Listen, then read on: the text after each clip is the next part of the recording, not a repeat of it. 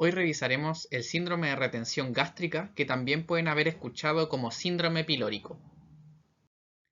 Recordar que estamos en contexto de la patología gástrica duodenal. Por lo tanto, resulta conveniente conocer estas banderas rojas que nos pueden hablar de patología orgánica, especialmente de aquella maligna. Además, es necesario conocer los distintos síntomas que pueden estar asociados a estos cuadros. Los dejo ahí para que puedan sacar un pantallazo y revisarlos. Una vez mencionadas estas acotaciones, entraremos de lleno en el síndrome de retención gástrica. Para hablar de retención gástrica, primero debemos conocer la fisiología. Se acepta generalmente que un estómago normal no debe contener alimentos al cabo de 4 horas después de haber sido ingeridos, y que el contenido gástrico en ayunas no debe exceder los 100 mililitros. Por otra parte, si es que sondeáramos el estómago, por ejemplo a través de una sonda nasogástrica, no debería haber contenido de alimentos ingeridos la noche anterior. Definidas estas condiciones normales, podemos hablar de síndrome de retención gástrica cuando los alimentos permanecen en el estómago más allá de esos lapsos y especialmente después de 8 a 12 horas de ayuno. De esta forma podemos entender a este síndrome como el conjunto de síntomas y signos que son provocados por el impedimento al vaciamiento y la evacuación gástrica normal. Como se muestra en la imagen, pueden haber distintas causas. Es así que un síndrome de retención gástrica se puede deber a una enfermedad funcional debido a una alteración motora del estómago o a una enfermedad orgánica que obstruye el paso del alimento en la región pilórica o en el duodeno. En algunas oportunidades, el origen de la retención de alimentos en el estómago no obedece a una lesión orgánica, y este fenómeno se debe a una alteración de la motilidad gástrica, por una falla en su acción propulsora de los alimentos, cuyo origen puede ser de naturaleza variada, como alteraciones metabólicas, neurológicas o medicamentosas. Por otra parte, cuando la dificultad del vaciamiento gástrico se origina en una lesión orgánica que compromete al píloro o su vecindad, causando obstrucción mecánica, es cuando se habla de síndrome pilórico propiamente tal, aunque a veces el término de síndrome pilórico o de retención gástrica pueden usarse de forma indiscriminada indistintamente. Este compromiso obstructivo o síndrome pilórico puede ser de distinta naturaleza, destacando dos causas que podrían ser las principales, no solo por su frecuencia, sino también por su posible gravedad, como son la enfermedad ulcerosa péptica y los tumores malignos, especialmente el cáncer gástrico. Respecto a la clínica del síndrome de retención gástrica, tenemos que los vómitos son el síntoma cardinal del síndrome. Es el síntoma más frecuente y ocurre hasta en el 90% de los casos, ya sea con episodios aislados o varias veces al día. Pueden ser acompañados de náuseas o no, y lo característico es que se reconocen alimentos ingeridos varias horas antes, lo que los hace denominarse vómitos de retención. También otra cosa característica es debido a la altura donde se ubica esta posible obstrucción, no presentan bilis. Y la verdad es que la presencia de bilis es un hecho más bien excepcional en estos pacientes. También hay que hacer una diferencia en cuanto a cuantía y frecuencia, ya que las causas funcionales de síndrome de retención gástrica usualmente tienen menor cuantía y menor frecuencia. También es importante mencionar que dependiendo de la causa subyacente de la retención gástrica, en algunos pacientes los síntomas pueden aliviar después de vomitar, como podría ser en el caso de una enfermedad ulcerosa péptica subyacente.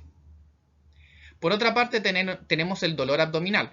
Es un síntoma bastante frecuente y está en la mayoría de los casos. Tiene un predominio en abdomen superior, principalmente epigástrico, y veremos que sus características van a depender también de la causa subyacente. Podría ser un dolor más bien tipo urente, de predominio nocturno, como quemazón o pesadez, y esto podría orientar quizás a una enfermedad ulcerosa. Mientras que si nos encontramos con un dolor persistente, progresivo, que no alivia con el vómito, podríamos empezar a sospechar un origen maligno o neoplásico. La saciedad precoz también es un síntoma bastante frecuente en este síndrome. Puede acompañarse o no de plenitud, entre otros síntomas inespecíficos que mencionamos al inicio de esta presentación. La baja de peso es importante, hasta en el 65% de los casos, y es importante porque ante toda baja de peso significativa debemos descartar una malignidad, especialmente en el contexto de este síndrome, que sabemos que una de las causas principales es el cáncer gástrico. Además es importante ya que la baja de peso no solo podría deberse a un proceso maligno, sino que también a alteraciones nutricionales debido a que estos pacientes tienen una alteración del tránsito intestinal y gástrico normal. También se describe en este ámbito el temor a comer, también denominado citofobia, con S. Y es porque muchas veces los alimentos pueden generar una molestia inespecífica o dolor propiamente tal, y por lo tanto se produce un rechazo alimentario. Finalmente, la constipación es un síntoma más bien menos frecuente, puede alcanzar hasta la mitad de los pacientes y la verdad es que es bastante inespecífico. Muy raramente también podría haber diarrea, que incluso podría anteceder a los vómitos de retención. Pero lo principal de este síndrome es los vómitos de retención, el dolor abdominal, la saciedad precoz. En relación al examen físico, debemos saber que el estómago normalmente no se palpa, y la palpación de alguna masa a este nivel siempre tiene que hacernos sospechar de alguna malignidad si es que nosotros le atribuimos un origen estomacal. Otra maniobra que debemos mencionar del examen físico es la maniobra del bazuqueo gástrico. Se denomina bazuqueo gástrico a la comprobación de ruidos hidroaéreos generados en el estómago al efectuar una serie de sacudidas profundas, bruscas con la mano en la parte media del epigastrio, mientras la persona respira profundamente y relaja al máximo la pared abdominal. En este punto es importante recordar que la presencia de alimentos en el estómago que puedan producir estos ruidos es normalmente hasta 4 horas, máximo 6 horas después de una ingesta.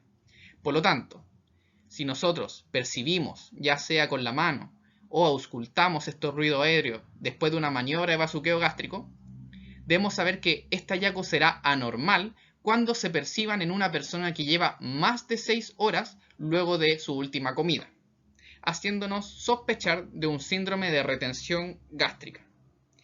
Este signo, esta maniobra en realidad, adquiere su mayor significación o mayor relevancia en caso de que esté presente en ayunas, y mucho más importante si está presente más de 12 horas después de la última ingesta.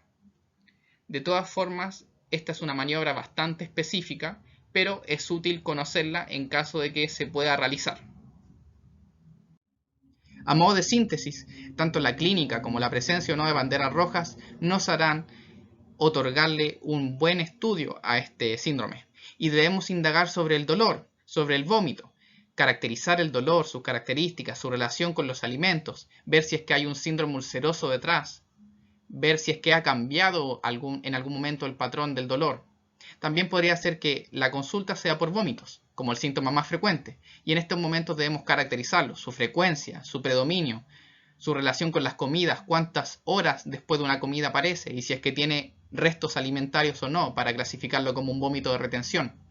Finalmente, si es que tiene la presencia de bilis u otros elementos, e indagar por otros síntomas concomitantes como saciedad precoz, plenitud postprandial, baja de peso y si es que es significativo o no. De esta forma también tenemos que evaluar la presencia o no de banderas rojas, debido a que el cáncer gástrico podía ser una causa que explicara este síndrome. Antecedentes de episodios similares, ya que una úlcera que podría haber dado un síndrome ulceroso podría cambiar su patrón hacia un síndrome de retención gástrica. Y también debemos saber que este mismo síndrome de retención gástrica podría haber cambiado en sus características como el dolor, haciéndonos sospechar de una posible neoplasia detrás, si es que antes aliviaba o ahora no con los vómitos. Caracterizar el hábito alimentario, ya que es necesario conocer si es que existe algún factor de riesgo en el hábito alimentario o algún factor que podría explicar también algún déficit nutricional, entre otros. Y reconocer los factores de riesgo, por ejemplo, ahí dejo los factores de riesgo para enfermedad ulcerosa péptica, pero también considerar que algunos de estos se cruzan con el cáncer gástrico y por lo tanto debemos tener alta sospecha en este grupo de pacientes. Es así como el cáncer gástrico se plantea como una enfermedad que podría estar explicando este síndrome y que tenemos que tener en mente, ya que también la mayoría es asintomático y cuando presentan síntomas son tardíos, una presentación tardía, y la clínica es inespecífica, pudiendo haber una anemia, un síndrome ulceroso o un síndrome de retención gástrica detrás. Reconocer estos factores de riesgo que se cruzan con la enfermedad ulcerosa y por lo tanto debemos tener alta sospecha si es que lo reconocemos y para aquello evaluar la presencia o no de banderas rojas. De alguna forma, para graficar la importancia de este cáncer, reconocemos aquí en el ranking de la mayor incidencia en Chile al cáncer de estómago en cuarto lugar en total, asciende en la población de sexo masculino y de la misma forma la mortalidad aumenta de forma total, es un cáncer bastante letal y se ubica como la primera causa de mortalidad en pacientes de sexo masculino por cáncer. De esta forma espero que les haya quedado claro la importancia de este síndrome, su clínica, sus principales causas, sus asociaciones con enfermedad ulcerosa o cáncer gástrico, entre otras cosas que les pude mencionar. Muchas gracias por haber escuchado.